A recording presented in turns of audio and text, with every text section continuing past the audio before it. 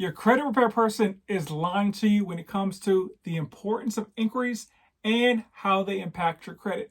I'm going to show you why they don't matter from a policy standpoint and a mathematical standpoint. Check this. The Consumer Financial Protection Bureau, along with the FTC, govern the three major credit bureaus. Let's see what they have to say about inquiries as it applies to a mortgage. I'm about to get to the car thing in a second. Within a 45-day window, multiple credit checks from mortgage lenders are recorded on your credit report as a single inquiry. This is because other creditors realize that you are only going to buy one home. You can shop around and get multiple pre-approvals and official loan estimates. The impact on your credit is the same no matter how many lenders you consult, as long as the last credit check is within 45 days of the first credit check. Translation, if you get one inquiry within 45 days, it's the same as 10 inquiries within 45 days. Now, the bogus advice of don't go to the dealership and have them run your credit 5-10 times. It's going to kill your credit score. Let's see what's on Experian's actual website about that claim. In the contemporary version of FICO's credit score, for example, hard inquiries related to mortgage, auto loans, and student loan applications are entirely ignored for 30 days from the date of the inquiry.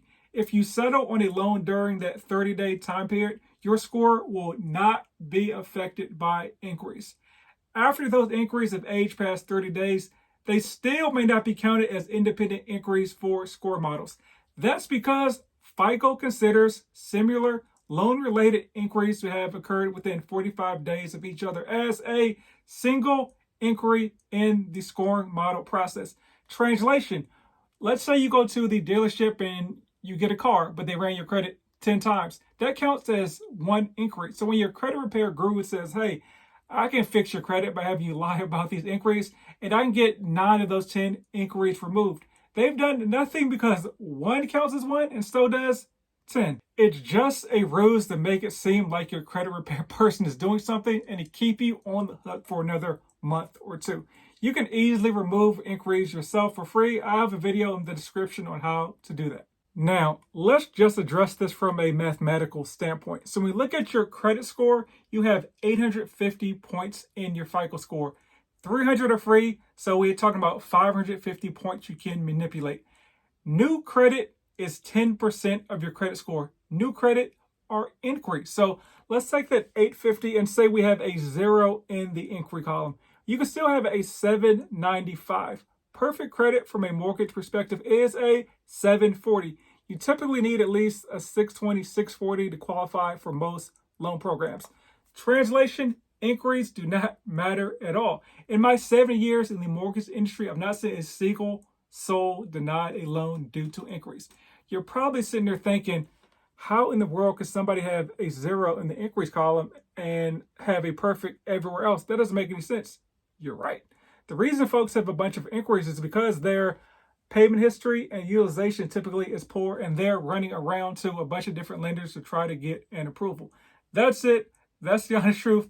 Inquiries are pretty much a non-factor in the credit process. Inquiries only move your credit score by like 4 to 6 points. So let's say your credit scores are 695, 700, and 705. Your lender will use that 700, the middle credit score, for the qualification process.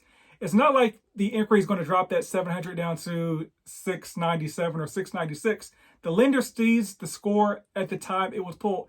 Now that inquiry may dock your credit score for the next credit cycle. However, your credit score is typically good for like 90 to 120 days. So unless your credit report expires before you close on the loan, the lender never sees that second impacted credit score.